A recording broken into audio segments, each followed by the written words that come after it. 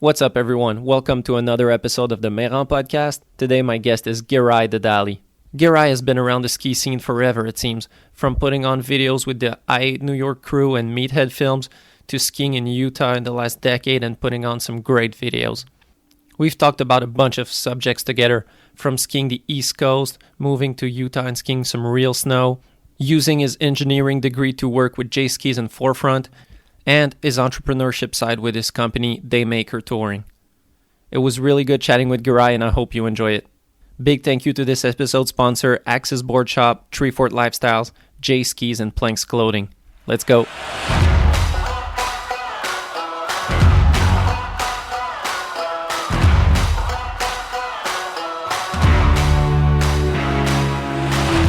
Mr. Giray Dadali. What's up? Thanks for having me on the show. Well, I'm glad to have you. How's it going? It's pretty good, man. Very busy, but great. In good health. Out skiing a bit before this and taking care of some business. What's your winter been like? Where are you at right now? I'm in Salt Lake City, Utah, and so far, snow-wise, for what I normally do, it's been pretty meager. But it's also opened up some opportunities for me to get back in the park, which has been really good. Like Woodward this season is firing it up and getting some really nice jumps, some good flow out there. And for me, where I'm always pressured once it's snowing to be in the backcountry and shooting, it's great to take a step back and just ski some park and try to get dialed in before the winter really hits. Yeah, Woodward looks really dope right now in Park City. What's the deal with that? It seems like it's brand new. Like, did it open like a year ago, something like that, 2 years ago? Yeah, last season was their first winter that they were open. And they were open, I'm not sure if they were open for the summer before that, but they run this whole indoor action sports stuff, trampolines, parkour, whatever floats your boat. So is that like the nicest park right now in that region? I think so. They all have their good things. Like, I think Brighton's really rad. They've just got like a good top to bottom flow where you take a chairlift all the way to the top of the mountain. You can cruise 2 little jumps and then hit tons of rails in a row. And the diversity that you get in the flow is, I think, like unsurpassed. And then Woodward's kind of got this whole balance. They're a little bit more of like the competition scene style setup of like just basic down rails, kink rails, that sort. But their jumps are pretty good. And Park City, I don't ski there, but they've just always got really entertaining rail features, it seems. And like pretty good scene there, combined with 2 standard jumps that are just like super inviting, it seems. Is there a reason why you don't ski at Park City? Yeah, man. Definitely don't vibe with them there. Way back when it used to be like I ride Park City before Val took over, I enjoyed it. And then I just feel like they really stopped caring about park skiers there. And I coached for a couple seasons and just had a crazy experience one year where when I was coaching there at Park City, I was skiing with the kids I was coaching who were like 8 till 11 years old.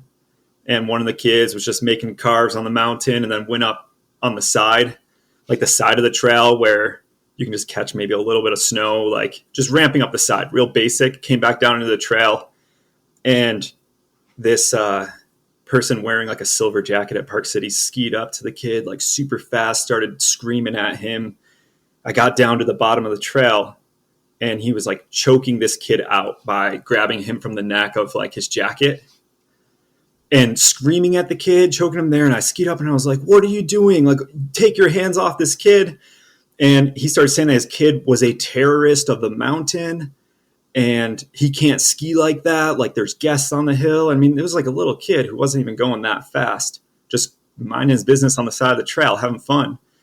And ended up that like the group I coached for really was like throwing me under the bus, saying I was responsible for it all. And they wanted an apology from me to Val for it. And I was like, no, fuck you guys. Like, you're kidding. I'm like, you should probably go to court. Like, you can't put your hands on a kid like that. And you want me to apologize, like, for defending the kid? It's not like by defending, I didn't really say that much. And I certainly didn't throw any bows or anything at him. Damn. But it was just overall like a reckless situation. It ended up being like a higher up in Val. And I won't mention names, but let's just say he did work at like a resort that I grew up at, and he was a total asshole too. And I was like, man, this is just perfect. 15, 20 years later, and you're still the same dickweed. Wow. Yeah, I guess that's a good. If you have that kind of encounter, then you're probably off from that resort of like, you don't want to go there and put your money there anymore. Yeah, I don't want to put money in, and I don't want to create media from there. I don't respect them. Yeah. I noticed that, like, I never had those kind of encounters in Quebec, but I noticed that when I used to go to Breck, and we would like take a beginner's slope to go back to our condo. And every time there were these people watching us, and if we were going too fast, they would pull off our pass, and we would like make fun of it and just go as fast as we could, because we knew that eventually we were breaking off into the woods and going to our condo, and they would never catch us. But yeah, I don't know what's the thinking behind that. Like, I guess, yeah, their thinking is it's for the safety of people who are less good, to prevent accidents. But at the same time, it's such bad like treatment of your customers. It's a weird thing. Yeah, and I think they got to realize too that some of those better skiing individuals are like lifetime patrons there, who, those kids that I coached per se, they're skiing like that. They've been skiing there since they were 4 and buying passes. Their parents moved there, invested in the economy. Those kids will probably have passes their whole life, whereas their family also will have passes. And meanwhile, if you're catering to a tourist who spent $800 on a trip there, or let's say they went full in and bought housing there or rented housing, and they went like $2,000 in, that's just $2,000 once. That's it. It's not like pumping hundreds of thousands of dollars into an economy from buying product there, living there, purchasing a house there, buying passes for 30 years, paying for coaching, buying food. You got to think further. Yeah, exactly. If you're a tourist coming in for a trip, then you might not come back. You might just have gone once in your life. That's it. You talked about having great parks where you ride at Copper and stuff like that. I remember we didn't have the best parks in the world in Quebec, but they were good. And every time I went to Breck, it was like I was in paradise. Like, it was too good of parks, and I was like, every day was the best day. Do you still have that feeling of like growing up in New York with some shitty parks and skiing some extra special stuff? Totally, man. I definitely try to like keep that vibe alive. There's been times where I think I've been like jaded some years where, you look at it and you're like, oh, well, this feature's not that great. This one's not that good today. I don't want to ski hard. And then you just got to take a step back and be like, man, the stuff I used to do on the shittiest jumps, like I need to turn it up and be grateful and ride it. But also like, I'm here riding like Woodward, Park City, and like Brighton. Whereas like I still look at Breckenridge and Keystone. The jumps there are like the holy grail. I mean, our jumps certainly do not compare or come close. And it's been a long time since I've had the luxury of going to Breck and hitting those jumps. But I've never experienced something like that that's like so floaty, so like forgiving. Mm-hmm. It's incredible what they build there. Yeah. So I'd love to get a couple days riding jumps like that. Yeah, I remember going, I wasn't at that level, like I was the filmer, but I remember going with my brother who was, just good, not special, but good. And he would never try tricks on jumps in Quebec because it was always kind of sketchy. And then first day in Freeway and Breck, he does switch tens. Yeah. Because it was the biggest jumps he ever hit, but it was because they were perfect. It's so right, man. You can progress safely and escalate so quickly, especially like I remember when I came out from New York to visit my brother who was in Keystone, and like hit these jumps, and just a couple runs later I was like, man, I've always wanted to try a switch cork. And I did like switch cork 9. And I was like, man, I want to do switch cork 10 and just switch cork 10 the next run. And it was like mind blowing how quickly you can progress just from having the right jump. It's insane. So what do you like riding more when you're in the park these days? Are you more of a jump guy or a rail guy? Try to balance it out, really. I love rails, and I really like to hike in session rails. And but having a good jump is just awesome. I just bounce back and forth, man. I wouldn't say I'm like one or the other. Try to just do all the disciplines and just love doing it. Because you've had a pretty big injury a couple of years ago. Tell me a bit about it, because I know it has something to do with your pelvis. But my question leading up to it is how are you scared of park skiing, and like how's park skiing for you now? But like, tell me a bit about that injury. I was at Big Bear, California for War of Rails, and they always build like really big features. It's also the springtime there, so things can go from like soft to ice real quick if they salt, and that's basically what had happened. There's like a big up rail gap landing, and not just like your standard up rail, but super macho up rail gap, and was hitting it during practice. Everything was good, and then when they started up the competition, they had salted it right before and really never said anything or gave us any test runs. So I dropped in, and as soon as I hit the salted area, my speed just went from like 0 to Mach 10 real quick. And so I boosted off the rail, was doing a cork 6 out of it, and just overshot the hell out of landing and slapped my side from pretty high up.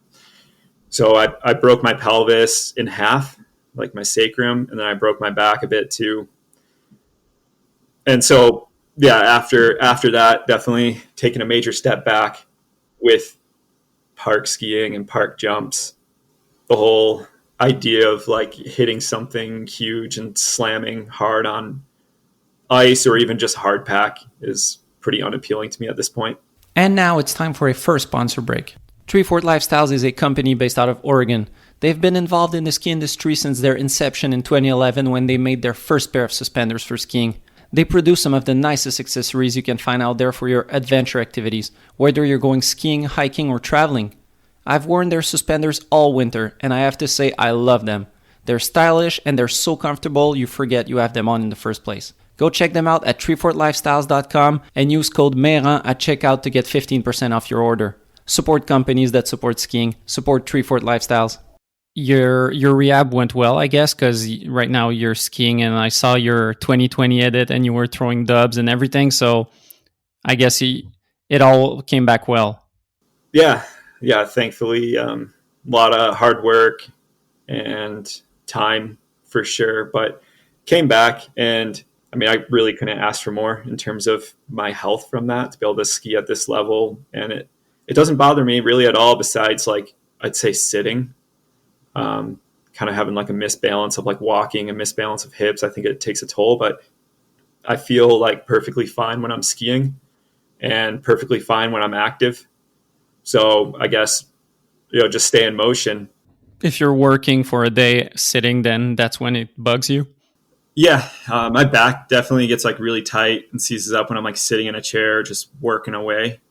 So I think I could probably be a lot better about like my scheduling and making sure that I like take breaks to stretch. Usually I'm like a hyper focused person. So when I'm at work doing computer stuff, like I'm there and I'm like 100% in, and I like won't take breaks. I'll just like sit like intensely hunched over or leaning to the side or just sitting however I am in the zone.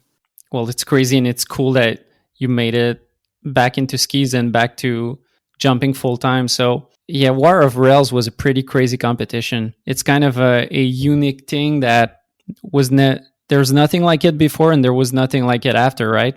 Yeah, for sure. There was, on like a small level, I would say there's that East Coast competition. Rails to Riches, I think, is like maybe the next biggest rail jam leading up to War of Rails. Yeah, but the setups were a lot smaller, right? Tiny. Yeah, really small, but in the sense of like a resort and sponsors actually pumping money into an event, like they had a pretty good cash purse. Yeah. And it was actually like the same cash purse as War of Rails was, except the features at War of Rails was like 10 times bigger. But no, there's never really been anything. It's basically like super park features that was just cranked into a competition. Yeah, I remember for Rails to Riches was such a big cash purse that everyone on the East Coast would go to that comp, and there was a limited number of registers or limited numbers of competitors that there could be. And I remember everyone would go on the website at like 1 minute before you could register because it would fill up in like a minute. Crazy high demand for that comp. And that's like, I think where I was initially introduced to the French Canadians coming down. Cause at that time, like definitely like JD Zicat, and I don't know if Vinny ever made it down there, but like Phil Cassavon has showed up. Quite a few other guys, maybe JF Houle. Yeah, Dom Laporte. Yeah, oh, for sure, Dom. Two are throwing down. There's just so many different styles going on out there, too. So you grew up in New York, and I know from other sources that you did some mogul skiing. Were you like a big mogul skier, or was it just a little phase? No, I mean, I wouldn't call myself really a big mogul skier. Like, me, my brother, were mogul skiers, I think, by default because there wasn't a park. They didn't let you build jumps, so all that we had to do was like ski the moguls and try to hit one of the moguls as a jump, or like build jumps off of moguls around the mountain. But we were never like in a program. We never trained moguls, like none of that stuff. We were pretty like, as little kids, anti-establishment, anti-program and stuff, because it just wasn't us, man. We were just like scrappy little free ski kids that didn't want to be told what to do and just wanted an outlet. Yeah, I talked to Nick Martini on the podcast, and we were talking about how we were like the Jackass generation of like kids growing up on Jackass and throwing garbage bins everywhere. And yeah, no doubt. I had an oldest brother, and he was the Jackass skier for sure. Like, he would bomb the hill as fast as he could and run into like the racing fence. I remember him skiing in the lodge down the stairs, like this double set of stairs at Bristol. And like, people were always pissed off at him, hounding him. And that was for sure like more of the Jackass generation. I think like his age, where he's like 36 now and I'm 30. And for us, it was just trying to figure out this like in between of like not quite stunt men and stupid shit, but doing something cool around skis. I don't know if it was the case for you because you said something about not being allowed to jump, but I remember being young at my resort, there was actually signs saying like no jumping. Like if you would jump from anywhere, you'd get your pass pulled off. Did you have that also? Yeah, we did at Bristol. They were pretty strict on that stuff. Like, if you were in the moguls, you could jump a mogul going straight, but around the mountain, you weren't allowed to jump anything across the hill. And you couldn't do any flips. I remember like being told that you couldn't do any spins. And all the time we would try to like shape a mogul into a jump and get a session going. It's funny, like, dude, if a mogul formed into like a 1.5 foot tall jump or a 2 foot jump, there'd be like 50 kids hiking this thing, sessioning it. It's so raw and just like mind blowing what it took to stoke us out there. Yeah. Like now it takes so much, but that's like what I was saying earlier in the podcast, where like when I'm in the park or whatever it is, like building features with guys like Will Wesson and stuff, you just got to be like stoked over everything because of how like hyped we were growing up on the littlest things, because we couldn't do flips or like build it. It wasn't allowed. It gets stomped down. So like when you know that you only have an hour to hit a jump, you go full hard. You're like, you're in it. And it's not as if you moved away from the East Coast like as a kid. Like you got to really ski it and live the Ice Coast. Dude, absolutely, man. Full in, until I was 18 years old. And it was growing up in Western New York, like getting to Vermont as a mid-teenager for like weekend trips and comps was just like, that was the equivalent to people in the Northeast going to the West. Not even that, like I'd call it the Mid-East, like the East Coast was a luxury compared to like the Mid-East of the US, aka like Western New York and like parts of Ohio and stuff. So when you would go to Vermont or New Hampshire, what was your big, like, where would you go? What was the resort that got you stoked when you went there? We started going to Stratton first. I think I was like 12 years old my first time going there, 13 maybe. And they just had such sick jumps. Like we went in the spring and they had the US Open, I think, for snowboarding. And then they left the jumps up and the jumps were huge. Like they pushed jumps with landings that were 15 or 20 feet tall, maybe even bigger for this competition. And we had never seen like masses of snow that big. So it was like, it blew our minds seeing that stuff for the first time. And then kind of every year we try to go back to Stratton in the spring. And I remember from like an early age, like 11 or so, seeing Liam Downey ski there at Stratton in the spring and like rode some laps with him. It was so cool. His old like Puffy Productions and then making movies and buying our first like balance from level 1. Was he kind of an idol at that point for you? Yeah, Liam was for sure like my first exposure, I think, to pro skiing. Aside from, there was a guy at our local hill in Bristol, Tim Russell, and he was definitely like the hometown hero, total renegade who had moved west.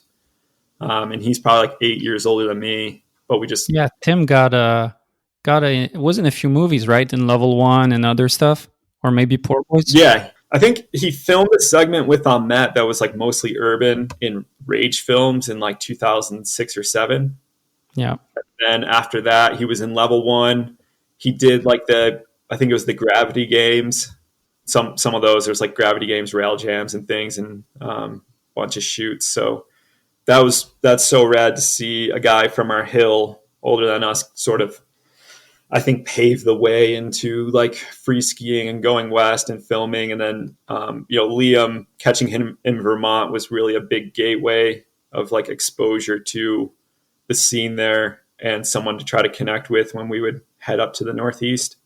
First time I noticed you, I think it was back in the Meathead days, like seeing I remember the shot, like, and I'd be bummed if you say it wasn't you, but in one of the Meathead trailers, you do kind of a urban jump over a big hill and you do kind of a cork 7 tail over it. I'm thinking on that, man. It could definitely be me. Yeah, one of the Meathead films, we built like a 40-foot jump out of leaves. It was a giant leaf pile in like Rochester, New York. It was a big fat hip. And yeah, I definitely did like a cork 810 blunt on that thing and some other tricks. It was so nuts. Like the biggest jump that you could find in New York was actually the whole city's leaf piles. Wow. And now it's time for a second sponsor break. Planks is a British outerwear brand founded in the French Alps. Yeah, you can ski in the UK, but you probably wouldn't. But these guys are still passionate about skiing, and as someone from Quebec, I definitely relate to that. They don't just make high-quality, good-looking gear that's affordable. They care about the free ski culture too, running grassroots events and sporting skiers that are some of my favorites like Woodsy, Lupe Haggerty, and the Real Skiffy crew.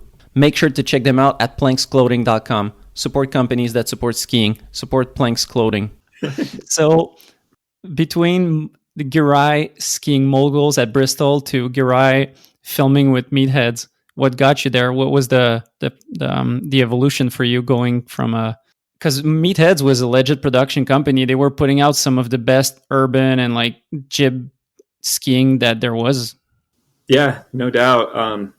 Probably our film production, I Hate New York Productions. For a moment there, we briefly had a film from Crazy Midget Productions, it was called Round One. And I think that we filmed it like the year after heading to Vermont. So like 2002, maybe. And that got its name because like Will Weston and Andy Perry would call me and Ahmet the midgets because we were younger and shorter than everyone. So the Midget Productions was you and your brother? Yeah. I think we had a little squared at the end of it, like CMP, Crazy Midget Productions, put a little like exponential squared there for it since there were two of us. And like each of us edited our own segments, though. I think like Will edited his and Eric Olson edited his and all that. But yeah, we formed a crew that then became I Hate New York. And we would just film urban, build some jumps around. Even I recall like there was a shutdown ski resort by me called Ski Valley. And that was like my first exposure, I guess, to maybe my love for pow skiing and backcountry jumps these days was just going to this closed down hill, and we built a jump on a knoll there and tried to hit some pow jumps.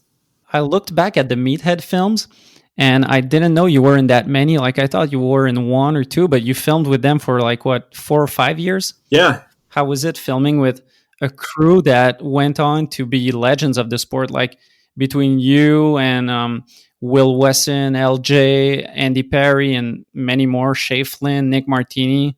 It's so cool, man. There's a lot of names that have come through that Meathead upbringing.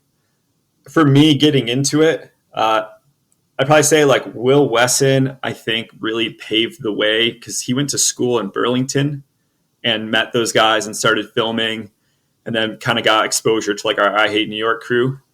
So for me to begin filming with them was really a lot of hype. Like, they took great care of me. I think maybe I like was still catching rides to film there with, I don't know, like Ross and Bergia's mom or something, driving us up to film, or like my mom would take us up for competitions on the weekend, and then we would spend a day trying to film with them. And when I finally got a car when I was 16, I would drive to Vermont for like long weekends and try to film with those guys. And like Jeff McDonald and Rooster just were incredible legends, like setting up features, getting everything dialed, helping with like all the jump zones, giving me a place to stay. Like, there was no way that I could have made it into the sport and filming at like that next level without their help from Meatheads. Yeah, it seemed like for many years on the East Coast, at least in the States, they were the production company that was the most legit. Yeah, they had like really good camera gear too, like shit I've never seen before. I remember them, like, we built a jump at this dam in Vermont, and Jeff had like whipped out a 16 millimeter camera, and I was just like, no way, man, you're really doing this. They always had the nicest gear. Yeah, and they really hit a good brand that, I don't know, it seems like a lot of ski companies, even like smaller ones, were trying to reach like a worldwide audience, like trying to do the big ski movies. And they were kind of the only ones like assuming or like trying to reach a target audience, saying, hey, we're an East Coast ski company. Yeah, it's really dope what they've done. And when they stopped making ski movies in like 2012, but have like gone on to make web series, and they've still hosted park shoots for a lot of years, and that was really dope for young kids, because that's like your best day of the year is going on a park shoot. For real, man. They gave back to the sport and created in the sport so much, and it's unfortunate to see that there really aren't that many things like it. Like Level 1 did Super Unknown, which is incredible, and that's kind of the equivalent to like the East Coast shoots with Meatheads. And man, yeah, they've really done a ton. I was just kind of thinking through like all the movies that they made. Like, even they brought me back from the West to shoot Wild Stallions. That was like one of their last films, I think, and that was like 2010 maybe. And I went and filmed with Dan Marion in northern Michigan. So that was cool, doing some more, quote unquote backcountry skiing in the UP of Michigan. I bought all their movies when I was younger, and I remember showing it to friends or family who weren't that much into skiing, and they would love their powder segment because it was relatable. Yeah. Like, it wasn't some cliff in Chamonix. It was like, hey, that's a trail I've done at J-Peak. Like, I know that place. That's for sure where they grasp people and their hearts. And I think too, like, they were so ahead of their time in that if you look at today, like what the most viewed stuff on YouTube is I think it's like narratives and vlogs. So in skiing, at least, like the Meathead guys always had a story to tell about each spot they went to. And that's what made it so great, was they'd talk about the storm cycle in J-Peak, or, going to like northern Michigan, like branching out of the east for another kind of like subprime spot. And you're like, why wouldn't they just go west? But that would defeat the whole purpose of everything, to go to where it's perfect. And I think that idea that they did had for sure like influenced my style in skiing so much, because like growing up as a little kid at Bristol and building these backyard setups that we had. It was all about like building and creating. And that's also why I don't like park skiing that much. Like I'd really like to do it, but I like to build these random jumps in the backcountry because I grew up building little moguls up and building strange things up. And it's like, you could have that perfection of that perfect jump, but in the end, it's just so easy to like train, obtain some form of perfection. Just like these guys filming in the East, like you could just go to Japan and just film nonstop deep segments, or go to the mountains out west and shoot for deep stuff. But it's not about that. It's about creating something that's your own and creating something with like less than optimal conditions. Yeah, making something out of nothing. That's the story. That's like what people like. They don't like to just be handed triple flips over and over, or handed 60-inch storms on film, because will you ever get that? Probably not. Yeah, exactly. So you went to northern Michigan, you said, for a POW trip. Yep. Have you ever been to, I knew every year they would do a trip to the Chick Shocks. Have you been on one? No, I never made it to one of those. And I really wanted to. Like that, when I watched their first movies, or watched things like Born from Ice, even some of the movies I was in, I was always so envious of their trips up there and getting to ski these big mountain lines. And I really always wanted to ride that stuff. So I guess going out west provided that to me. When exactly did you move out west? 2008 is when I moved to Utah. And how was that move being made? What was the thinking behind it? I had just graduated high school and kind of had a choice of where I wanted to go to school.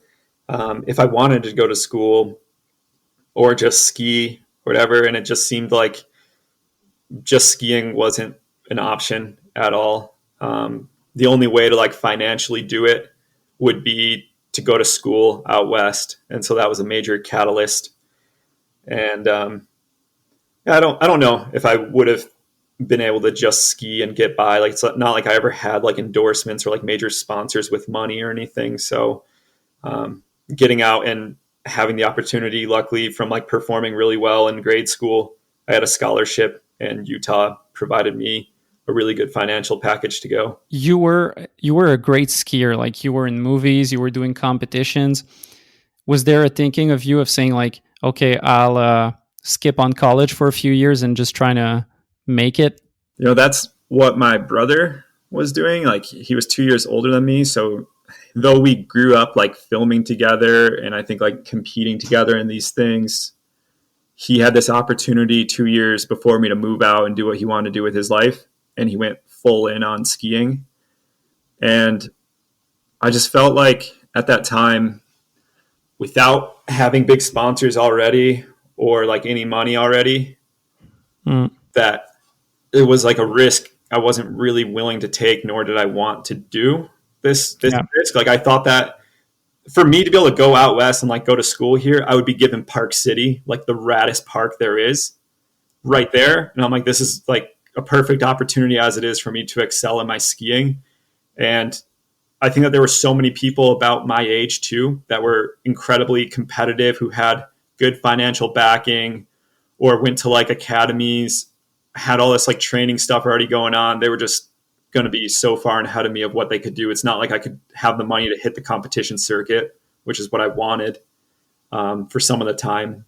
It was really a rational decision of like weighing the risk and reward and saying like, okay, it's maybe smarter in the long run to go to college. Yeah, there was a lot of weighing there over what to do. And I had a lot of friends already in Utah in a good scene. And I thought I could definitely progress my skiing by being here, whether it was going to school or not going to school. And, maybe I could take off some semesters, which I soon found out that in engineering school, you can't take off semesters. It doesn't work like that.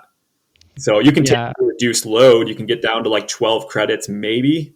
But usually you're going to have to take like 14 through the winter and take summer classes, like a full load. And now it's time for another sponsor break. Axis Board Shop is a ski and snowboard shop based out of Saint-Sauveur, Quebec, Canada. They've been in business since 2002 and have supported skiing since day one.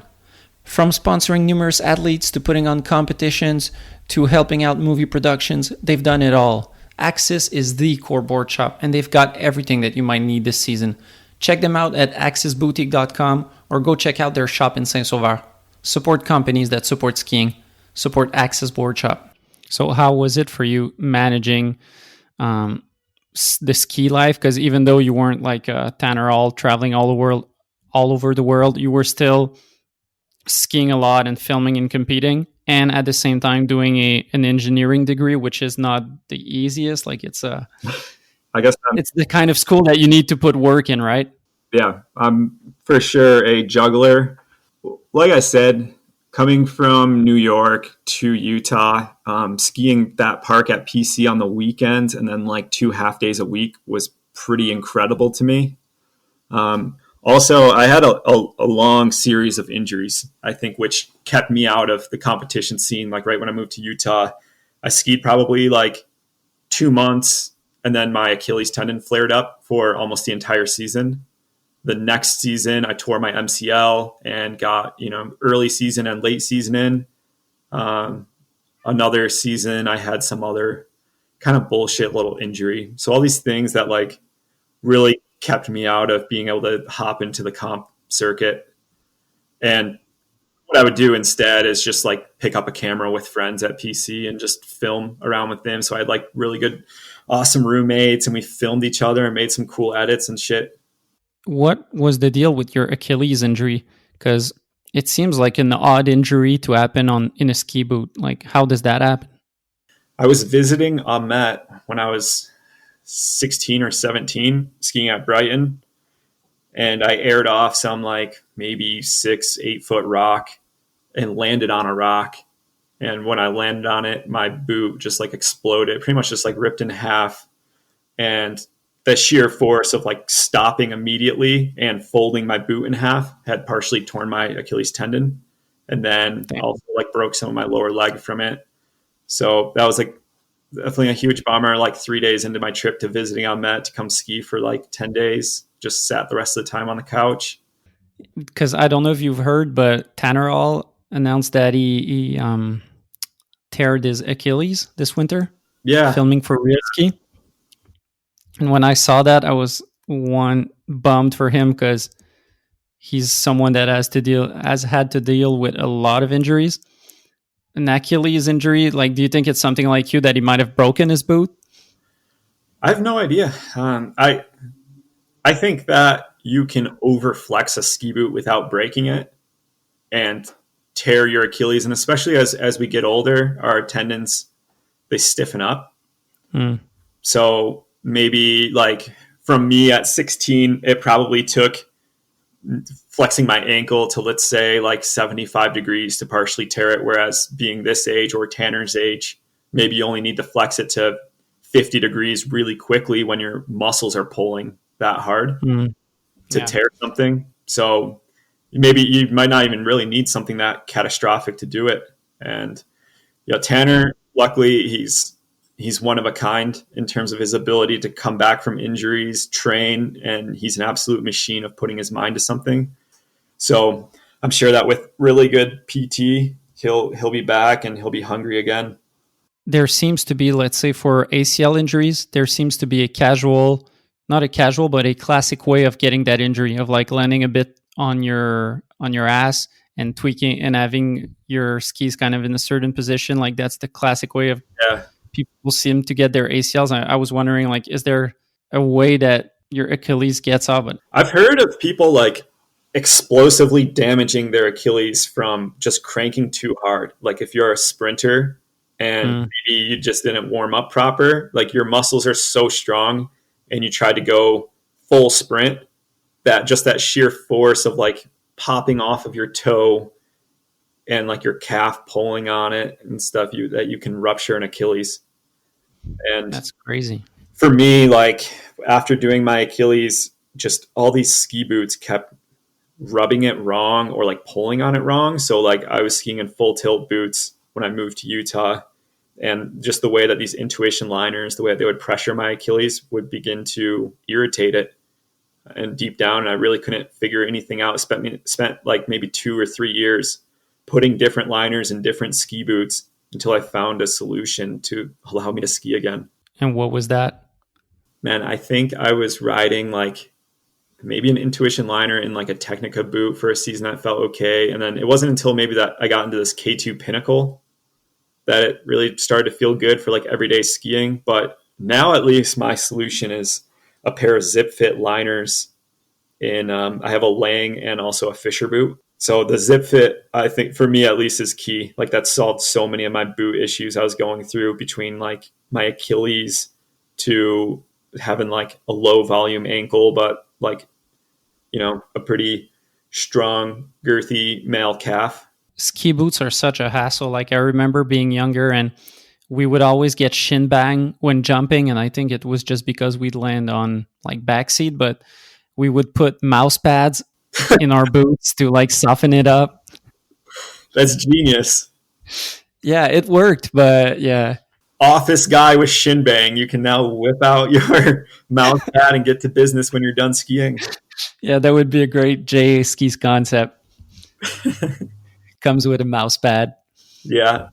So when you got to Utah, were you like more into park skiing? Like, were you ready to discover the powder? Like, what was your mindset? Were you stoked on getting the nice parks, or did you want to go out there and see the real POW? Both. Super stoked on the nice parks, but I also had a Brighton pass, and that was my first exposure really to POW skiing, where I'd go out into like rock gardens and Millie Bowl and air things in there. But in terms of like, if you're familiar with this area, there's like Little Cottonwood and Big Cottonwood Canyon, and there's always this attitude in like Little Cottonwood that they get tons more snow and the real skiers ski Elta and Bird and stuff. And I would just kind of ski Brighton for years. And then I finally discovered Elta, like maybe graduating from college. So by the time I was like 22, started skiing around that way. And probably sometime right around there, like 21, 22 is where I'd spent a lot more time touring and more time skiing Elta and like the out of bounds at Brighton and other POW stuff. So there was a pretty fine transition from skiing park every day. Like there's the PC bubble, we called it, where it's literally like sunshine at Park City, but it could be dumping like half a foot of snow over at Elta and Bird. And you just wouldn't know if you went to PC every day and skied park. You're like, oh, another beautiful day of riding. Let's go do it. Let's film, get some shots in the park. And then when I started to head over that way more, I was like, no shit, it's actually like snowing here. The snow is actually good. I didn't think so. Yeah, you're right. I've never been there, but it seems like every edit ever of Park City is sunny, and then every edit ever of Brighton is like cloudy. It's always sunny in PC, as they say. Yeah, it's a let's say legendary park with all the edits that came out of there. What seems crazy is that in Quebec we get lots of snow, but the season starts late and ends quick. Like it melts fast.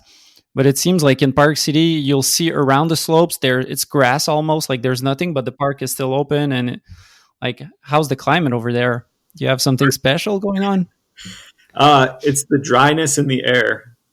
So even though Park City, especially at the base there, they don't get much snow. You probably get more snow in Quebec than they do at the park in PC.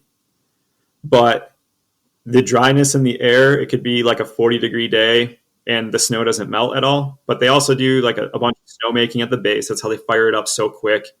And then late season, the snow lasts. It's like in a little gully there. So it lasts really well. It's fairly protected from the sun.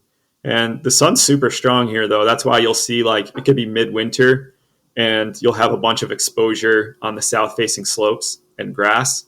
But then on the north, it could be like blower powder due to altitude, due to sun angles, and the dryness of the air here. Yeah, I'm trying to look up Celsius versus Fahrenheit so I can say things that make sense. So I remember going to trips to Colorado.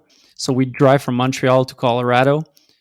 It was like -4 Fahrenheit in Colorado all the time we were there. And then we'd drive just, 10 hours east, and then it would be 68 Fahrenheit. And I was like, well, what is up with the weather in the States? Like, because in Quebec in the winter, it's in the minus always. And then we were in t-shirt in the middle of January. So Yeah, it's like really warm here in Utah. Actually, it's nothing like the East Coast, but Colorado, right? You go from like 10,000 feet as the base elevation. You drop down to Denver at 5,000, and then you get to the edge of the state, and you're at like 4,000 or 3,500.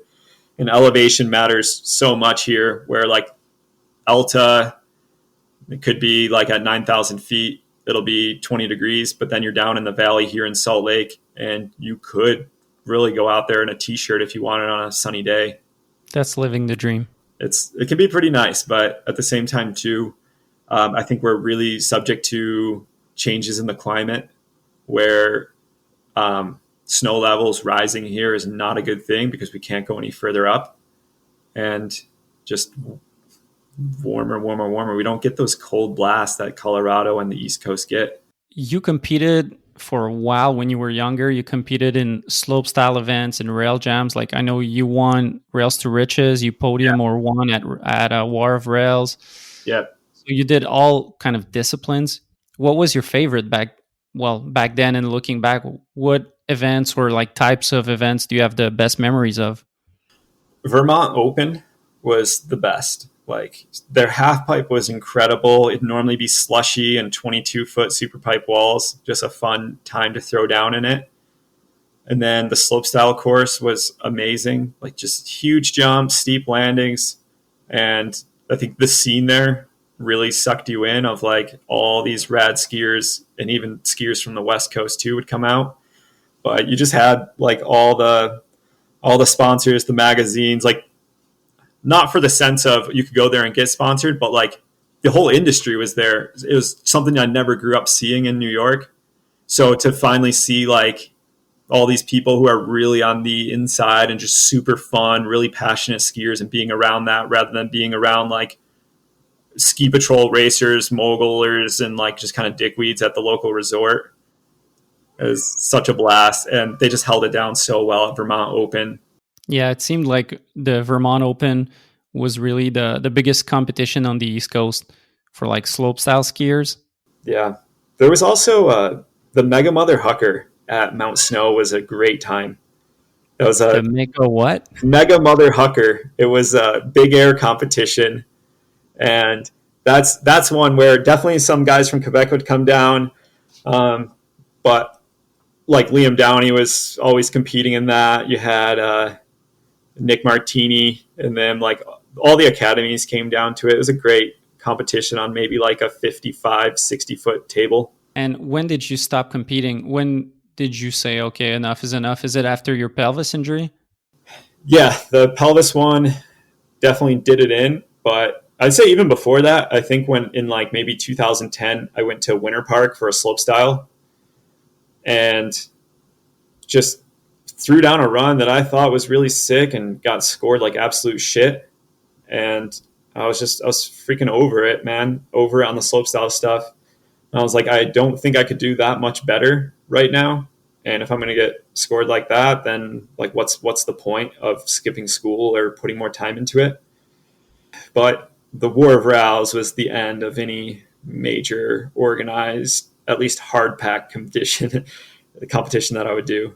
And now it's time for another sponsor break. J Skis is a company based out of Burlington, Vermont. Their business model of making limited edition graphic skis that are sold online directly to consumer is super dope. As a fan of original graphics, I love it. They put a lot of effort into making great skis, but also in making them look super good. I finally had the chance to try out my vacation skis this spring, and I gotta say, I love them. They were so playful that after shooting a jump, I had to go in front of the lens and hit it myself. Knowing how much time and effort Jason Leventhal and his team put into each ski they produce, I'm really looking forward to their upcoming releases. Support companies that support skiing. Support J Skis. It seemed like a really gnarly, consequential competition. Like I remember, I think it was Alex Belmar, also maybe same year as you, like completely fucked up his face. Yeah. Because like he landed his knee in his face and was like swollen and had to go to the hospital. And like it was big setups, but like at the bottom of the hill. So if you were like overshooting the landing for the rail, it was dead flat. You were like just near the chairlift. As urban got bigger and bigger, it seemed like it wasn't worth it at some point to jump off a 10-story building, but it seemed a bit like that equivalent for rail jams, like kind of being too big for the skiers.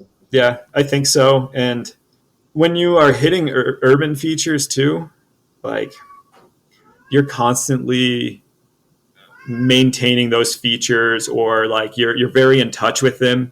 For competition stuff, I think that it can vary so much in the 1 hour that you're waiting to hit something, or if simply as like someone throwing salt and you didn't know that they salted before semifinals or whatever. So like kind of like what happened to me there. And by the time you try to slow down, it's too late. You're already on the lip. Yeah. So yeah, they definitely just kept building up and getting bigger and bigger until it just really wasn't worth it. For your whole skiing career, up from getting your first sponsorship, I guess, until 2013, you were with Line Skis? Pretty much. At the very start, Dynastar had been in there actually. So maybe when I was like 9 years old or 10 years old, like a local rep from the ski hill got us some discounted skis from Dynastar. His name was Billy Tracy, who actually, he moved here a couple years ago. So it's kind of cool having like a guy who hooked me up probably when he was about my age now. And now he's out here and I ski with him occasionally, get out. He kind of got us on the in and floated the name, like mine and Ahmet's names, to like the higher up team manager guys, who I think was Josh Novotny at the time. He was kind of a throwback East Coast name. He was in Berman's first movie in Balance. Okay, yeah, that name rings a bell. And he became a TM, and eventually in like 2001 or 2, Billy's like, dude, you gotta check out these guys. You gotta do something for them. Like they're building these crazy backyard setups. They're trying to get rad in this place. And they brought Dave Crichton from, I think he was living in Ottawa maybe, brought Dave Crichton to ski with us in our backyard setups, which is so cool. Like for a sponsor, at least to go to that next level of getting like a big pro guy who he was like definitely the skier that me and Ahmet envied. Well, for a few years, he was like the coolest guy ever with his level 1 segments that he was putting together. Totally. He was doing things that no one else could do or whatever. Just so creative and urban. The style, like, had it right. And freaking half pipe stuff, like just thinking about that. I've done that flat 5 critical so many times in the pipe, just trying to be like him. And go as high as him, I guess. Yeah, I mean, I attempted to go as high as him, but I don't think that ever worked out. Tell me about that. He went to your house to ski your backyard setup? Yeah, we had like a kind of a roller coaster-ish rail. Had a double kink rail that we made that was probably like 40 feet long or so. And a couple of flat bars, C-rail and stuff. But my dad had worked in like bridge building and construction, and he was pretty stoked to build us some rails. And I think, anything that you could do, like in terms of spending time with us, I think if it had something to do with building, he would be in. So he just always liked to build things, and building these rails for us skiing, I guess, would be the family bonding time. That's dope. So you would weld them and everything? Yeah, man. He bent them, welded them, helped us put it across the street. We grew up on a lot of land too, out in the countryside, and he had a bulldozer and tractor and kind of set things up right for us across the street. And so we had this whole setup. Dave came out to ski it. It was just so cool. It's like trying to think how to describe the time. Like 2002, 2003, he always had a bandana like tied around his legs. I think his fucking pant leg was torn, but like, dude, that was his style. Like, I think everyone knows that one. And was it for a sponsor event, for a video, or just like he came to chill? No, like the sponsor, Dynastar, had just gotten him out. He was maybe touring a couple different resorts, and along the way, We grew up really close to our home resort. So along the way, they had gotten him to stop and ski these rails with us. And we went and skied Bristol with him too. Really cool. I think he maybe stopped at like Holiday Valley and some other Western New York stuff along the way.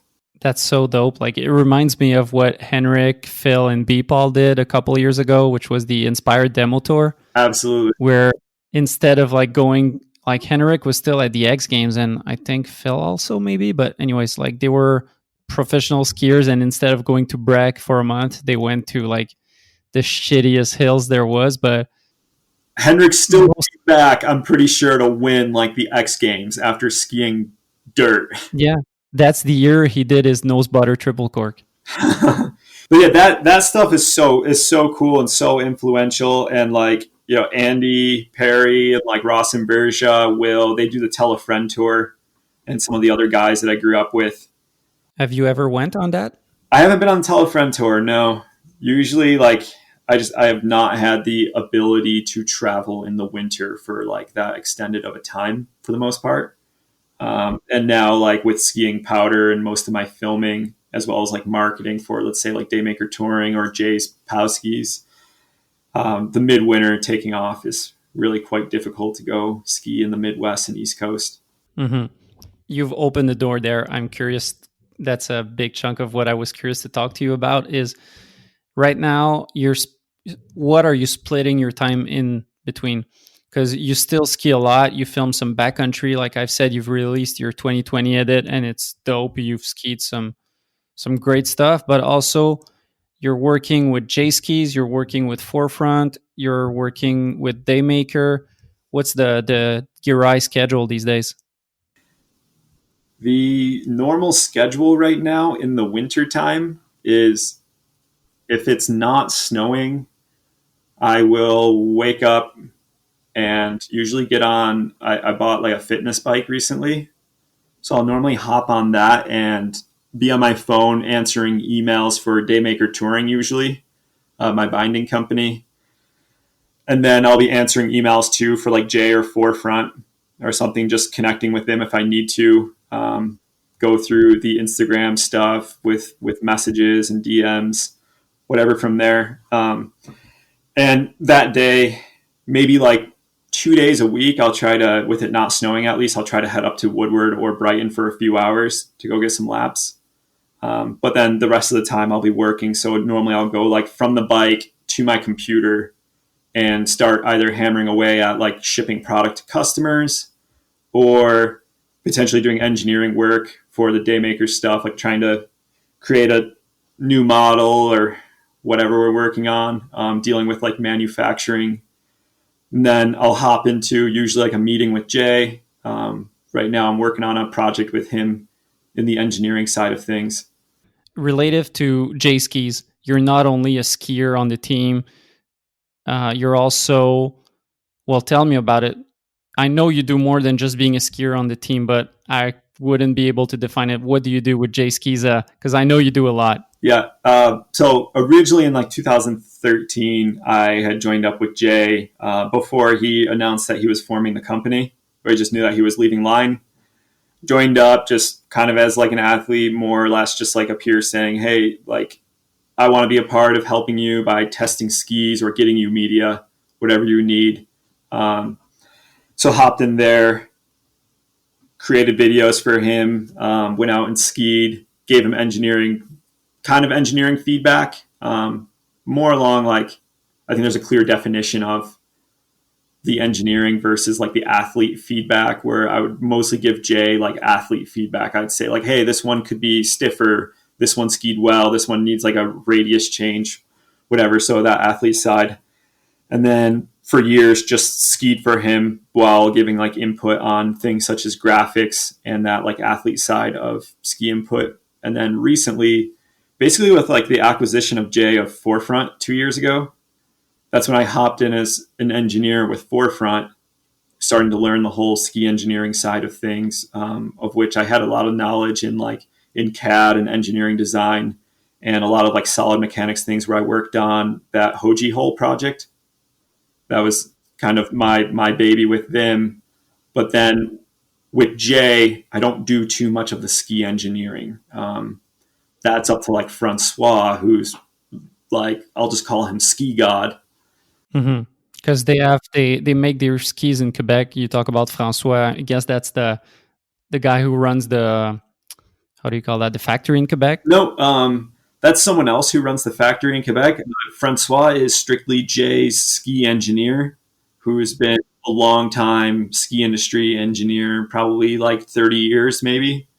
Damn. And so I hop in and work with him a little bit on design and stuff, but really it's for me and the Jay side, a learning process about skis, but I work on other stuff like ski poles for Jay and ski boards as well, like ski board bindings and skis. That's our new project coming up is in the ski board world.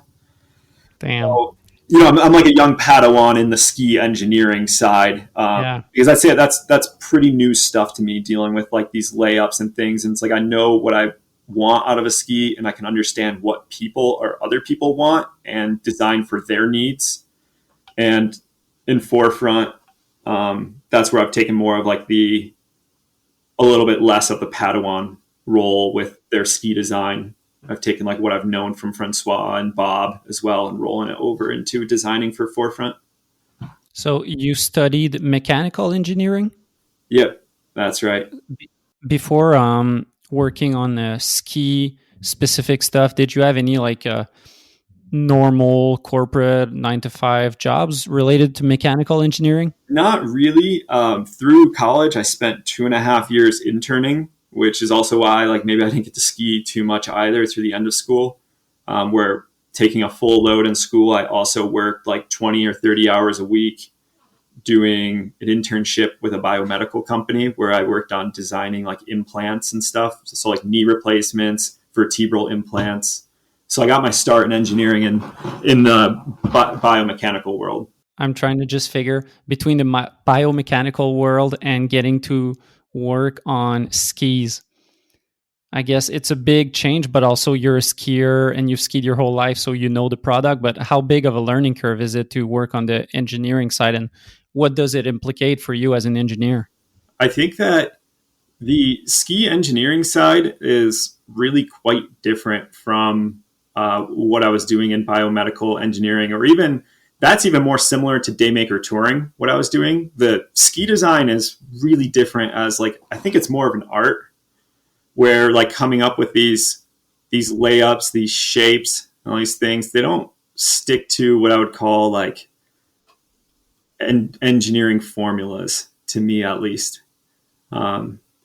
Whereas like coming up with implants, you're doing a lot of this conceptual work, shaping something, designing for manufacturing.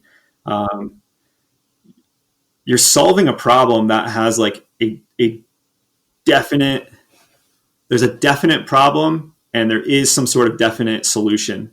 And in ski engineering, the problem is many different things because everyone skis different.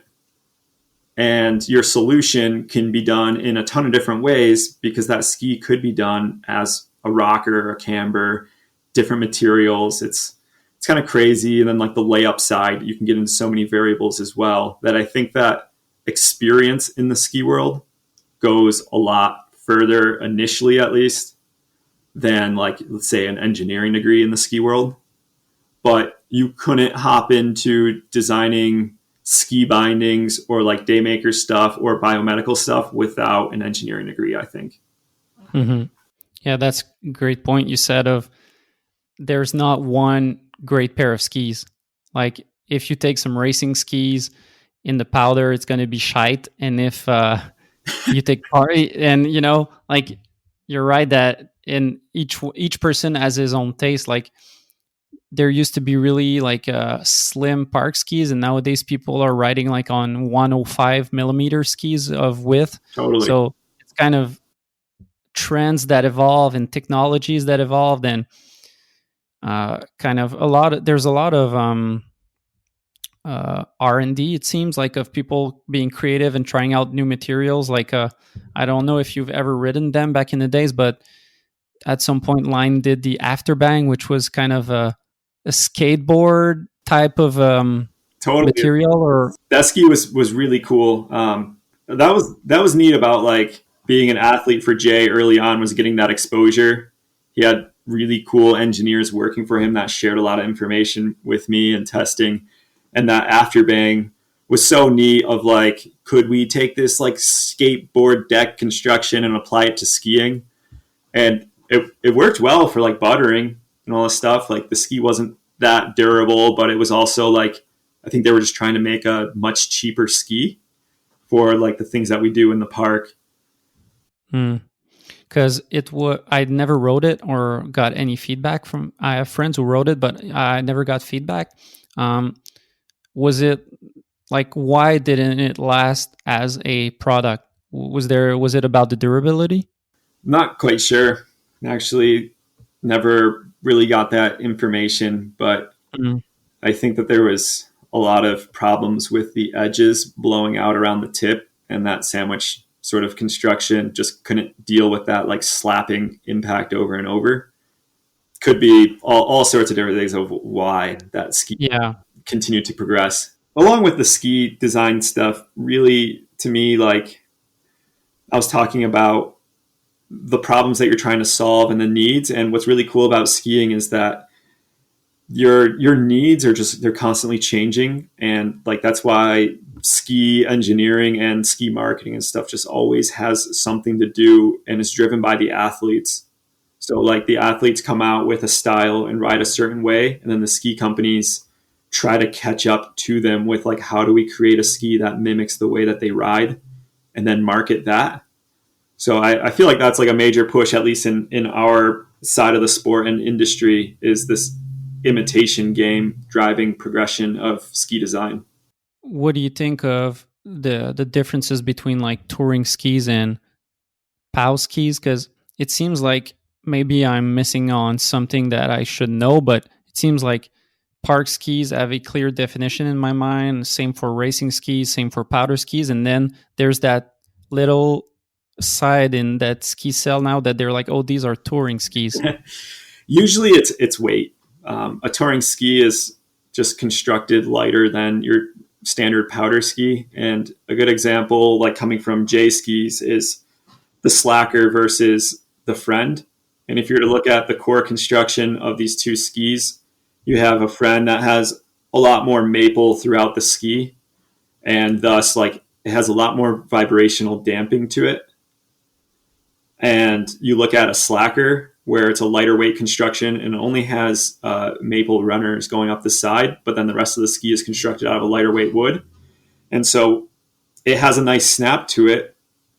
But if you were maybe like skiing golf bally stuff or less than ideal conditions, you'll get some like more chatter and bounce, but you'll feel a lot more vibrations coming up through the ski. So I would say like in a powder ski, imagine trying to ski like a skied out big mountain competition versus going and making nice hippie pow turns. Mm-hmm. You can never take a touring ski and excel at a big mountain competition. Like you're going over chatter and bumpy shit in crazy conditions, going like 40 to 60 miles an hour. Yeah. And then likewise, you take a powder ski into the backcountry, and if you're to throw like a touring binding on that powder ski, sometimes like there's just not enough power transfer in that touring binding to be able to like really enjoy that powder ski. Damn, you're bumming me out because I just put touring bindings on some Predators. I mean, that's probably like still a great ski. I'm talking like more robust charging skis. So for Forefront and Jay, you work on the behind the scenes, getting the product to life, but you also do some testing, right? So you act as you create it, and then also you kind of you're the baker, but then also you taste your own food. That's a great way to put it, man. I really like that. But yeah, with Forefront, that's been pretty exciting. I've been working on a new all-mountain freestyle ski for them that I'm really excited about. It'll be called the Switch, and it's like a revised Vandal. Yeah, because I heard they were revamping their park ski. Is that it? Yep. Yeah, totally. So something that had more energy less chatter, something that could actually excel in the park rather than just ski the park. Okay, like that Vandal did good riding around the mountain and being like an all mountain freestyle ski, but you really couldn't excel in the park on it. So I wanted to create something that was just better skiing there. And I've already gotten to taste the sweet nectar of the creation, and it's Nice. a pretty good formula out there. And I think the guys on the team will be really happy. You need to educate me on something. Maybe I'm missing on some English terminology, but what does cheddar means? Oh, chatter. Chatter. What is chatter? Chatter is like maybe your skis like bouncing kind of back and forth into each other. Like wobbling. Wobbling, yep, or like the tip, when the tip is just bouncing up and down, and Yeah. let's say like you're going down the mountain and you're on edge, and your tip is bouncing up and down. That creates this like vibration that your body's constantly fighting to try to dampen, because that vibration is going to like break your edge hold. Or one thing I've noticed too is like on jumps, if you have on park jumps, if you have a dramatic early rise tip that's really soft, when you load up your ski and then you pop off of that jump, your tip is like deflecting the other way and stealing a bunch of your energy. So even that I'd consider in this like chatter area and trying to balance out. There's so much science that goes into it. It's crazy. Like, does that have to do with the flex of the ski, or it's different thing? Yeah, it has to do with the flex and the internal properties of the ski too, like the wood you use and how it dissipates vibrations throughout it. And it's not just isolated to that material, it's also isolated to the layup, like what else you use, what type of fiberglass, the resin type. There's so many factors that deal with this. It's pretty crazy, man. It's like, it really is like baking a cake. Yeah, I was talking to Jason Leventhal, and that's the exact comparison he made with a cake. Like he was saying, I don't know, maybe I'm paraphrasing, but like someone baking a cake, there's no like exact recipe. You figure it out as you bake cakes, and then you maybe add some sugar and add some other stuff. But it's a thing of figuring it out. And I think that's a lesson he had from all of his years making skis, is that it's just a big learning curve of always like adding up to your recipe. Yeah. And that's cool too, in the sense that like once you keep building your recipe, it creates diversification or diversity from other brands too, because I think it's pretty rare that a company like really starts from scratch, where they say like, all right, we're just going to start building a completely different cake. They usually just keep building on top of it and adding more like ingredients or changing some of the ingredients, but the same recipe. And that's something cool. Like going back to what you said about line skis and that afterbang, was that really was going back to the fundamentals of this cake and using entirely new ingredients. Like we just replaced the flour with banana flour. Is there something as crazy as that you've seen in the ski industry, or that's like the craziest? I'll have to think for a moment on that one in terms of skis. Of like materials or just idea in general? Yeah, I think that we've gone through these like major shifts, I'd say like every decade. So like Shane McConkey and the wide ski push was incredibly dramatic in design and also altering the way that we ski. It was like powder turns from hop turns just transformed into a surfy feel. Yeah. And look what that's led to. Like, look at the shit that we do with jumps and landing switch and sliding on jumps and buttering and powder. Like none of these things you could have ever imagined.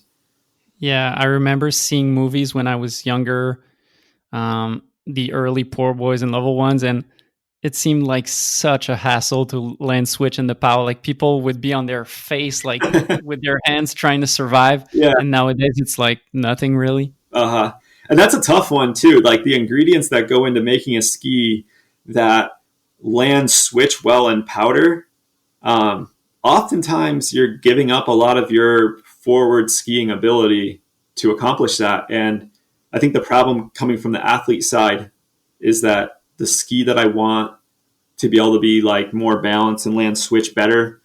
For the general public, just isn't going to ski quite as well because, when are they going to really land switch in POW? The ski testers that go out for Skiing Magazine, dude, most of the time they're not even skiing that 120 millimeter waist in powder. And they're not doing that stuff. A lot of times they're like, hey, ski carve's great. It's on groomers and we went into the chop and it was great. I'm like, that's not the way you test the ski, man. Come on. When you ride a powder ski, where do you mount it? Do you mount it center or a bit back? No, when I first started skiing powder, I would mount probably like 2 back from centered, something like that. And then I discovered that all I was doing was just burning my thighs all day and having to lean back. So normally now I'll mount about 5 or so centimeters back if I were to measure like tip to tail, what the center would be. And something you really need to take into consideration when you're mounting a ski is how much early rise you have. So a lot of skis, like let's say Jay's friend, on the tail, the camber comes pretty late in the tail, like almost till the end. So there's not really much early rise in the tail. But in the tip, that ski separates from the other ski. If you're to hold them like base to base, it might separate like 18 inches from the tip. So if you mount your ski at like 5 back, I essentially have as much edge in the rear as I do in the front of my ski. So like I'm essentially mounting the ski center to the amount of edge contact I have. And you don't see any difference when you land switch in the POW? There is a bit of a difference. If I mount at 5 back, like the amount of tail that you have to flex is less and it could dive easier, especially with like a cambered ski. So you do have to lean forward a bit and it's a fine balance. Like certainly mounting it centered would make me land switch easier, but I just would be giving up so much. It's a whole compromise situation. Yeah. And then you also talk to people like Thane ski is really cool. The in Thane with forefront, where the ski barely rises, I think in the tail, it's like pretty low. And that's something to note in powder is like, you don't really need a twin tip. You just need your tail to rise over time. So it could just be like a super long drawn, like early rise without even a tail really. And that's something that we've done on like the redesign of the Friend 2 years ago was we lowered the twin tip of the tail to get like more engagement of the edge and just lowering that tail in general to like lengthen the ski without actually lengthening the ski. It's so interesting how deep you can get into those stuff. And a lot of skiers, I think, are not really aware of how complex it is to put that product to life. No, not too many. And, maybe some of the guys like Thane who have pressed skis for forefront and been involved in the engineering side a ton. So he really understands what he's making there. But aside from that, my experience with a lot of skiers on the high end level is a lot of them don't even know what a BSL is. Yeah, well, I asked you the same question the other day. You were asking me and I was like, what is that? Yeah. So like the way I equate it is maybe like you're a graphic designer and you know how to use a computer really well, but do you know like all about CPU and all the components of your computer and like computer programming? Like, no, not at all. So the same way in skiing, like you can be an incredible user of a ski, one of the best in the world, but do you know the ingredients? Do you know how a ski works? Do you know the technical specs of your computer? Like, no, not at all. When did you, because I guess you weren't always like you weren't born knowing all that stuff. So when were you made aware of all of that? When were you like, okay, when did you take the red pill of being like, okay, that's all the work that gets into it? Man, I'd say like really like the red pill was Francois kind of adopting me in on Jay Ski's stuff. And when just before Jay had bought Forefront, like whenever we would get together on the phone or meeting and ski testing, he would dive into things with me. And it was really cool, like for me to have someone just that knowledgeable who it was almost like being in university with like the mathematician teacher, physicist, whoever I'd had the class with. Yeah, the school of life thing where a mentor teaches you more than you've learned in your degree. Yeah, absolutely, man. And I think that what I learned in my degree for sure has shaped a lot of the like mathematical approach that I take to designing a ski and thinking about a ski. But I don't think that there was any like single one transition that was like ultra defined. Like ever since I was a child, I was very honed in on specifications and specifics of things. So like I remember being in ski shops as a little kid with my brother, like just seeing like the first like pintails come out and seeing like the first twin tips. You'd really think about like the length. Like you were like, oh dude, this is a 165, that one's like a 167, and like it's this wide, so like would it be that nimble? And like really honing in on these exact specifications of the width. On my side, that kind of thing was when I was ski racing as a kid, and it was like, okay, what length should I get? And this Fisher ski has a X radius, but this Atomic ski has a different radius. Will it be better? And that was about it, really. Probably even your suits, and you're like, man, like, all right, this one's got like double the speed, but really accentuates every curve and the moose knuckle. I don't know if I can rock it. But that was the thing. I was like in between racing and park skiing for a while, so I would like go train racing, but be there with my baggy clothes, like my baggy coat, and I would like look cool, but it was kind of dumb thing to do. Yeah, the sacrifices for style, man. I mean, I even feel that in the backcountry all the time. Like wearing baggier clothes in the backcountry when people are wearing like tight, sort of stretchy performance stuff.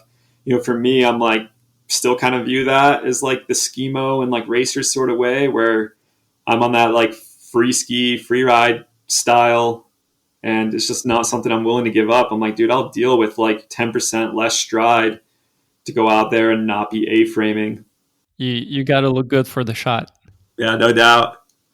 For the clout. So, tell me about Daymaker, because I've known it through you, and looking at the product, it seems like something everyone should know about, and it seems like some idea that when you see it, you're like, oh shit, why didn't someone think about it before? Like, it's such a great idea.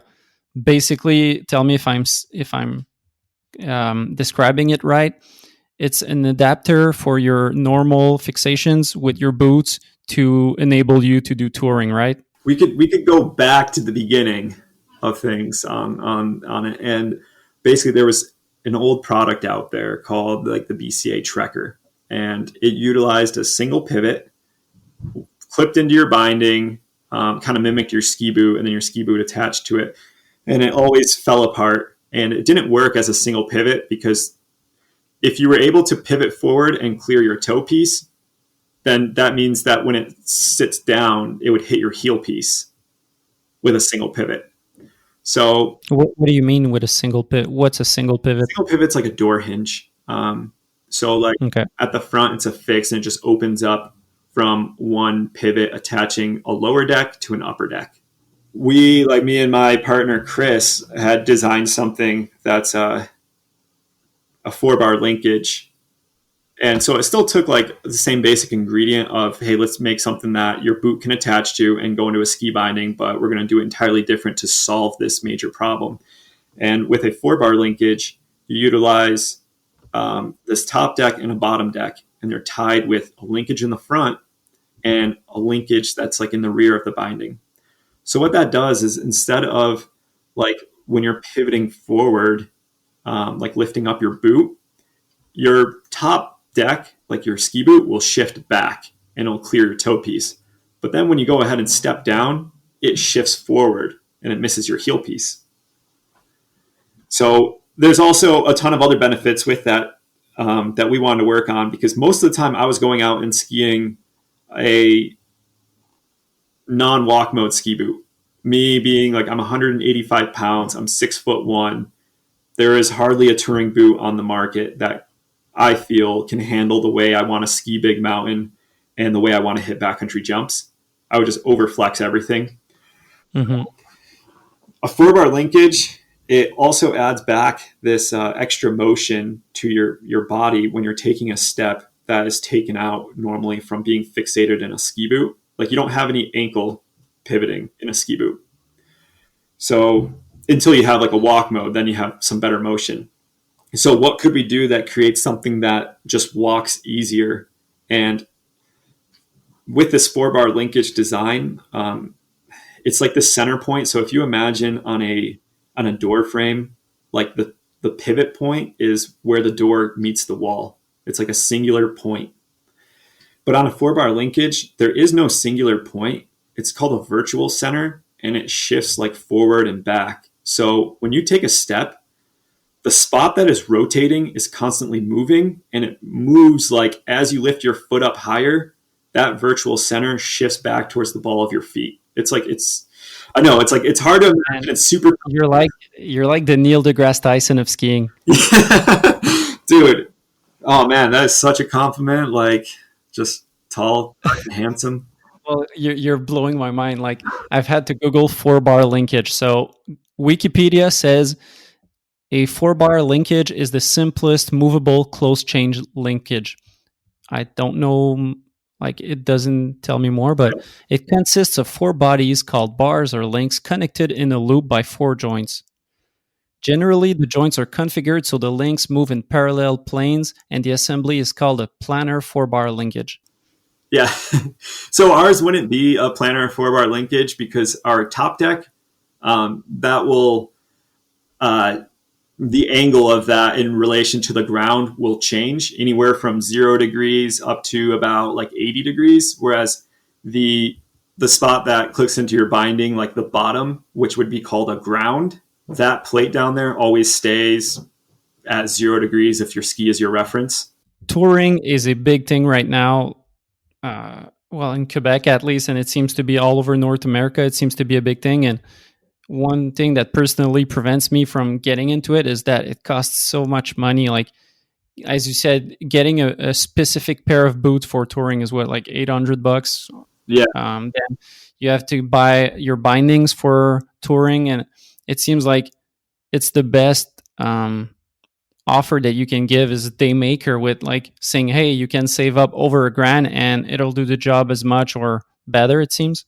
Yeah. If you don't have a walk mode boot, it's pretty much the only way that you can get out touring at this point. So there were like frame bindings had come out for a while, and that was like the old like Marker Duke and stuff. But going back to that single pivot point, you actually had to work so hard to initiate your next step on a steeper slope with those because your pivot point was in front of your toe. So like going back to a 4-bar linkage, it shifted that pivot point while you take a step. So all you need to do is essentially just like pressure the front of your foot, and the binding will rotate forward and allow you to take a step.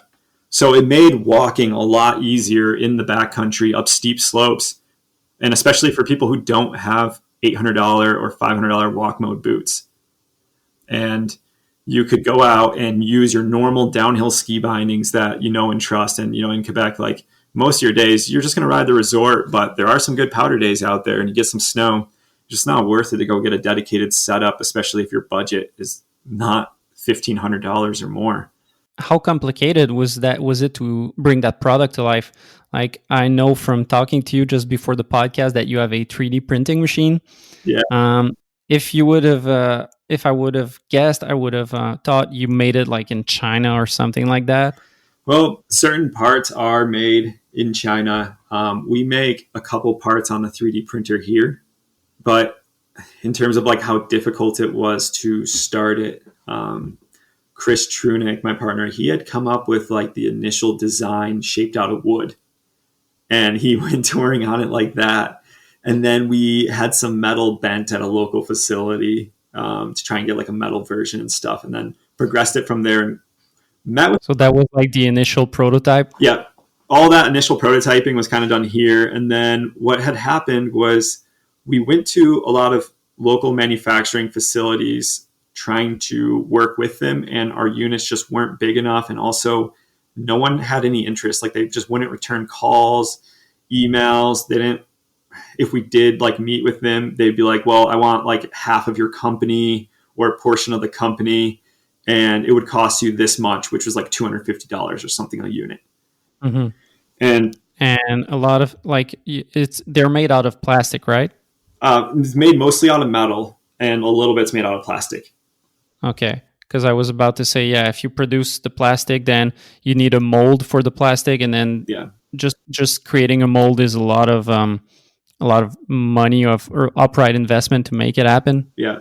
But then we ended up going to China to find, manufacture, and do this. So You went there? yeah, How was that trip like? actually a lot of times, like maybe 6 times. Damn. And I love it, man. Every time is so cool. The food is incredible. The people are really nice, and like I haven't really gotten to do too much in China because it's balls to the wall there with me and Chris when we go. There's always like some sort of production issue that you're figuring out. Like our first time or second time in China for production, we were literally like assembling things with them on the line just to get it done faster. And every time we go, we're definitely on the line, like helping assemble and checking quality and doing all these things for long 12-hour days. It's crazy. But that's just what you got to do to make sure that things are done right, at least until they do like multiple productions and understand everything. And so we've been like very hands-on from the start, and it's really not as easy as like just, hey, make this. Mm-hmm. We all wish that we could just like snap our fingers and it'd show up perfect and done, but that's not it. It's like having a baby. You know, you can crank one out, but then if you're not around for raising the baby, how's it going to turn out? I guess where you make them is they don't make only Daymakers, right? So they probably make a bunch of products. How does it work to like get them the specific thing you need and the specific like details? How does that work? So I would go ahead and create these technical spec drawings along with the 3D models as well and send them off to them. And then from there, they create tooling to do like the metal bending. And aside from that, like if there's any CNC work, they'll have to program that into the metal and get all the proper cuts. But we did have to create molding as well for like our plastic components. And Chris is really the whiz at molding design. So he created all these like really the complex shapes for like our linkages to be sent off. And so like a company will create the molding, and then another company will actually do the plastic injection.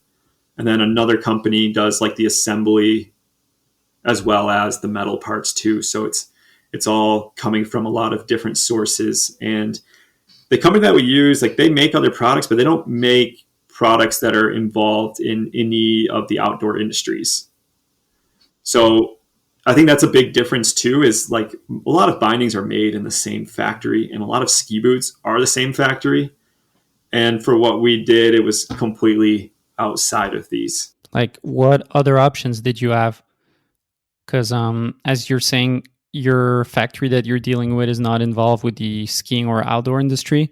No. When you were looking for people to make your product, what was your options? I guess we were looking for a metal fabrication facility, or like maybe initially searching like metal bending, CNC, that sort of specialist.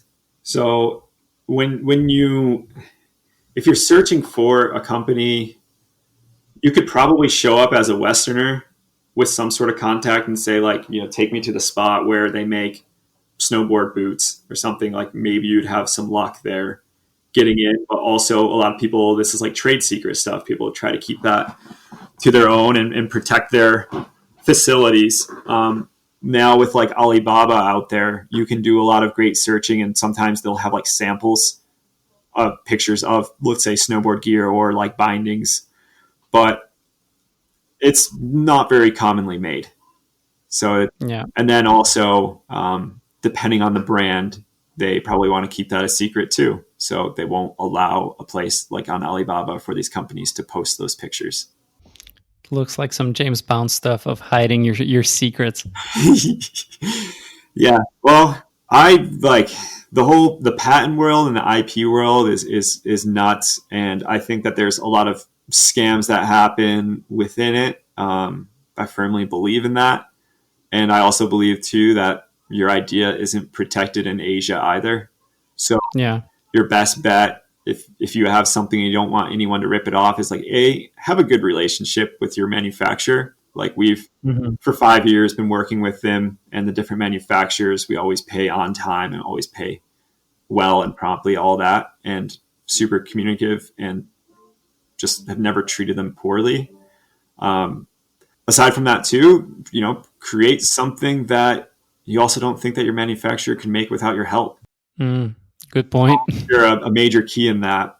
Great. Another thing too is like, don't just have your stuff in one factory, like make it in multiple sources. And sure, it's like more difficult putting all the pieces together and logistically timing it. But I don't want, like, if I make a future product, like something else, I'm not worried about the Daymakers like getting ripped off or something. It's just, we're going to have something new out and designed by the time a company could hop into that area. Yeah, it's not a product that's easily replicable. Like I know for the fashion industry, it's something they do. Like once a line comes out of a famous company, they buy one, they unsew it, and then they just copy it. Yeah. And it's really replicable really quickly. But yeah, for the product you're doing, it's not something that they'll turn around in a day. And plus, it's a really specific thing that you need to know skiing and what it does. It's a small niche too. Like, most of the companies, it's just worth it for them to create a better shift, create a better do, create what they're already working on. And the amount of engineering time and resources that they would put into creating a product in this spectrum would probably not be worth the squeeze for them. Yeah. Do you have a patent for Daymaker? There's like a design patent out there, and there's IP protection on like 4-bar linkage being used. So that's like kind of the most important thing to us really, is that like without a 4-bar linkage, you can't create an adapter that's going to clear your toe and heel. It's impossible unless you make it like about 2.5, 3 inches above your ski, which would be too high of a stack height. You're set. Not that you're set, but you're in a good position business wise. Yeah, I think so. It also took a lot of work to get there. Like we were basically, like, I would call like extorted from American patent agencies, like who just did really shitty jobs of patent searches, like big prestigious firms. And you would submit something, come to find out that there's like already prior art from like the 70s or 80s on it, and all these things, and they would never find it. And it would be someone in the patent office who finds it. And then you revise your claims, you submit again, and someone in the patent office finds some other artwork that they failed to send you on the first go. And then, you're like, hey, make sure you do your patent searching like thoroughly on this next one. Are we going to have any problems? And they're like, oh, we just need another like $1,000 or $1,500 or whatever to get it going. Submit it again, and patent office comes through with their, super strong spectacles, and they find another one. Wow. So it's a pain in the ass. And like, I think in terms of patenting things, you're better off being first to market or just doing it better than everyone else and doing it quicker. Yeah. Take that money and just do it better. Yeah, because as a starting business, every grand is a lot of money. For sure. I don't know. How is business for you right now? Like, are you guys making a profit out of it? Is it like, what's the situation? Yeah, we're turning a profit. There's definitely not much money in it. But that's like, I guess anyone who's working, I think, for like their passion, but we certainly see the potential in better products and opening up the market more and more. And right now, at least with COVID situation, this has been a great catalyst for people to get into touring, and we've sold more than ever. Like this year, we sold about double what we've done in our best year in the matter of like 4 months. Nice. So it's been awesome, and there really is such a need for people to be able to get out like on a budget and just start touring, like just start walking, as well as like utilize their current ski boots. What is your strategy right now? Are you doing retail or only online? We are doing mostly online direct within the US, just like online direct. And we've, over the past couple of years, formed a good partner in Europe under Clint Skis. He's in Norway and just acts as a European distributor. people can buy our bindings in Europe from them. We ship worldwide, but sometimes like we're out of stock and someone can get them sooner from purchasing them within Europe, or maybe like less customs. And then domestically, we started getting into ski shops, but only like brick and mortar. And so this way, like I firmly believe in keeping us the only place online in the US that you can purchase our binding from. And I'll never work with like a backcountry or an Evo or any of those things. Why? Because it burns your margin? For sure. Like there's not enough people out there to buy these, and like the production cost, all those things to warrant taking like 45% away from our profit. But also like it's a niche thing. And I really like to keep our product smaller. I like to know who purchased it. I like to be able to answer like emails and see what's going on with customers. And I really don't like mass selling through stores where I'll never have contact with my customer. Mm-hmm. I want to know about their experience. I want them to share pictures with us. I want to be there for customer service when they break something and they need someone behind there. And I think that for me as like an engineer, I definitely want to always see and learn and create a better product and see the rewards of that. And keeping a small company too is important to me as well. Of like, I don't believe that in the world we need all these like giant companies or corporations. And I think that just something niche and personal that is supportive for two people to have a career or three mm-hmm. people is a great option, because we're lean and we're flexible.